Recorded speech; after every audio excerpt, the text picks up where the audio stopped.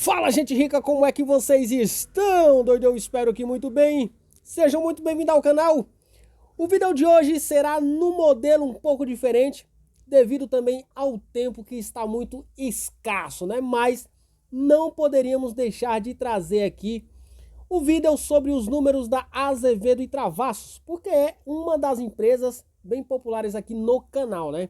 Bom, já desde o início eu já trago a minha opinião com relação aos números gerais, né? Os números gerais não foram bons, tá? A companhia reportou mais um prejuízo, mas tem uma explicação para esse prejuízo também. Mas é claro, tem muita coisa boa também dentro desse resultado aqui, que inclusive me deixou bastante otimista, né? Com relação à possibilidade de eu começar a montar posição também nas ações dessa empresa aqui. Porque eu tenho alguns motivos até então para não ter posição ainda em Azevedo e Travassos. E um desses motivos é o fato da empresa não ter tag along para nenhuma das ações, né? O nível de governança também corporativa não é um nível bom. As duas ações não possuem tag along e isso é um ponto negativo, né? Mas é claro, a gente precisa olhar para o contexto geral e para o potencial que essa empresa tem, não só apenas em termos de valorização do papel, mas principalmente em termos de crescimento, né? E aqui nos destaques nós já vemos aqui um pipeline de projetos que subiu mais de 100%, superando os 16 bilhões de reais. O que é esse pipeline aqui? É tudo que a empresa tem mapeado em termos de projetos, em orçamentos ou propostas entregues ao final do período, né? Nesse caso aqui, ao final do segundo trimestre, né? Qual que é a intenção? Obviamente, transformar esse pipeline em backlog, né? Claro que a companhia não vai transformar tudo isso aqui de uma hora para outra em backlog. Mas nós vemos aqui um backlog que teve um recuo de 3,6%, ficando em 655,2 milhões de reais. A companhia também teve um recuo, né, na geração de receita de quase 15%, atingindo 42,8 milhões no trimestre e 93,2 milhões no semestre, né? A margem bruta no primeiro semestre ficou em 12,5%, um crescimento de 1,8 pontos percentuais. A companhia gerou uma receita bruta de 46 milhões e meio de reais, uma redução de 16,1% na comparação trimestral, né? Atingindo 102 milhões de reais no semestre. É muito importante nessa fase que a Azevedo e Travassos está passando a gente acompanhar, né, o que a administração da empresa vem fazendo, né? E nada melhor do que a gente ler aqui o que diz a administração da companhia. No segundo trimestre de 2024, a companhia retomou oficialmente as atividades de exploração de óleo e gás, coincidindo com o ano em que celebramos 40 anos do nosso IPO. A Azevedo e Travassos conta com ampla experiência no mercado de exploração e produção de óleo e gás, bem como na prestação de serviço de perfuração de poços e construção de instalações de produção. Nossa forte conexão com o setor de petróleo foi um dos motivos para esse retorno estratégico. Aqui a companhia destaca também os principais eventos do trimestre, né, que foi a aquisição da Phoenix Óleo e Gás, detentora do polo Priquito, e a assinatura do contrato de parceria com a Petro Victory para exploração dos ativos Campo de Andorinha do POTT 281. Mas aqui embaixo a companhia destaca o que todos nós esperamos, né? Que é a última linha do balanço, que é a lucratividade ou não, né? A companhia aqui destaca que no trimestre a companhia apresentou um prejuízo líquido de 77,1 milhões de reais, uma piora de 60,3 milhões de reais em relação ao primeiro tri. Contudo, como eu disse no início do vídeo, tem uma explicação para isso daqui, né? A companhia destaca que no trimestre a companhia teve aí um impacto de 56 milhões referentes a uma despesa não caixa, não recorrente e não operacional, com a baixa dos ativos imobiliários utilizados na aquisição da Phoenix Óleo e Gás, né? Quem acompanhou todo esse processo de aquisição que a Azevedo e Travassos fez, né, da Phoenix, né, dos polos lá do Priquito, sabe muito bem que a companhia não tinha dinheiro, não tinha caixa para fazer essas aquisições. Então, como é que foi feita essas aquisições? Foram feitas por meio de permutas, né? Então isso aqui acabou gerando um impacto aí referente a essas despesas não caixa, não recorrentes e não operacionais. Então tiveram aí alguns custos que não estavam previstos.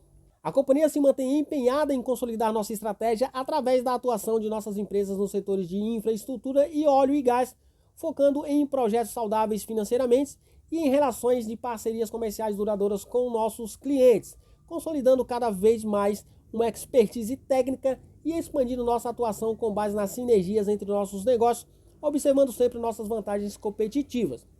Em paralelo, tanto a aquisição da Phoenix quanto o contrato de parceria com a Petro Victory serve como base para implementar nossa estratégia de crescimento no setor de exploração de petróleo, explorando projetos Brookfield.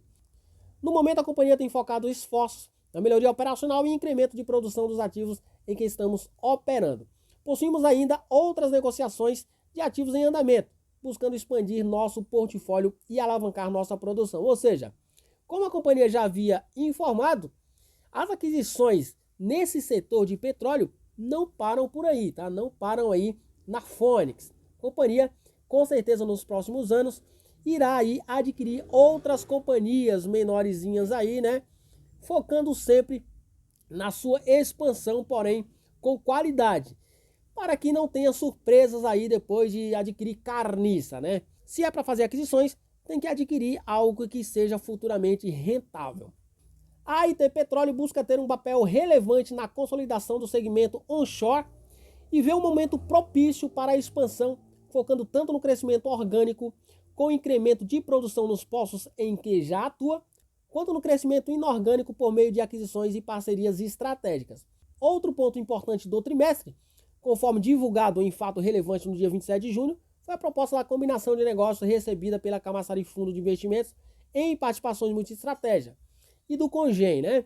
Fundo de Investimentos e Participações de Infraestrutura. A proposta segue em análise pelo Conselho de Administração da companhia e está sendo avaliada cuidadosamente, buscando maximizar valor para a companhia e seus acionistas, identificando as melhores oportunidades para Azevedo e Travassos. Bom, como com certeza o que está chamando mais atenção na companhia é o retorno aí para a exploração do petróleo, né? Vamos aqui ver um pouco do que a companhia já está fazendo.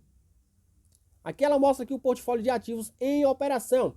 No segundo TRI, a companhia retornou oficialmente às atividades de extração e produção de óleo e gás, atuando em ativos presentes no Rio Grande do Norte, onde a proximidade entre ativos garante uma operação sinérgica, né? Aqui no Polo Priquito, o ativo inclui 5 campos e possui um volume aí de cerca de 18,4 milhões de barris de óleo e um volume de 402,9 milhões de metros cúbicos de gás. Então tudo isso aqui é o potencial que tem nesse polo.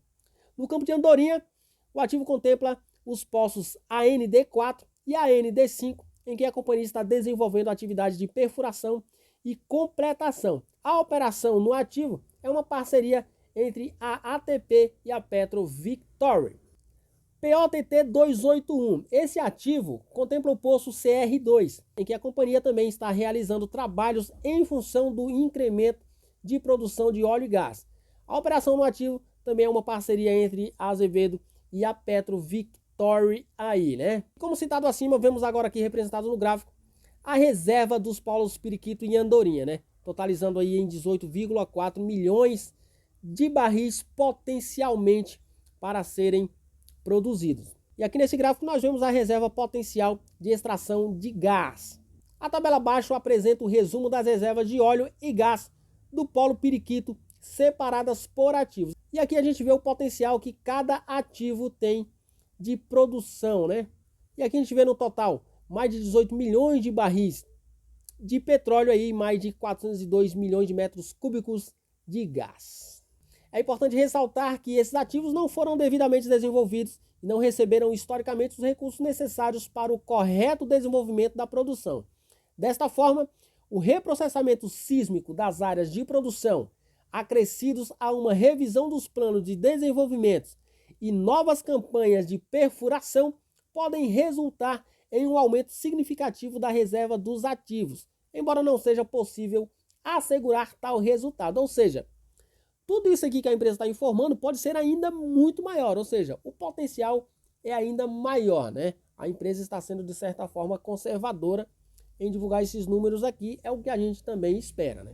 Desde que anunciou a aquisição e assumiu a Phoenix em junho, a Azevedo vem trabalhando para submeter à Agência Nacional de Petróleo as revisões dos planos de desenvolvimento desses ativos, contemplando investimentos na perfuração de novos poços de desenvolvimento da produção, além da perfuração de oportunidades exploratórias dentro das áreas das concessões.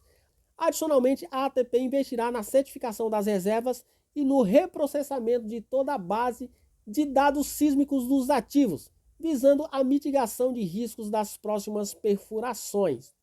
A estratégia inicial, que já está em plena implementação, contempla também uma vasta campanha de recuperação de produção dos poços existentes durante o ano de 2024, visando o aumento imediato de produção nos poços já perfurados, que demandam um valor de CAPEX reduzido, além de representarem um risco operacional baixo.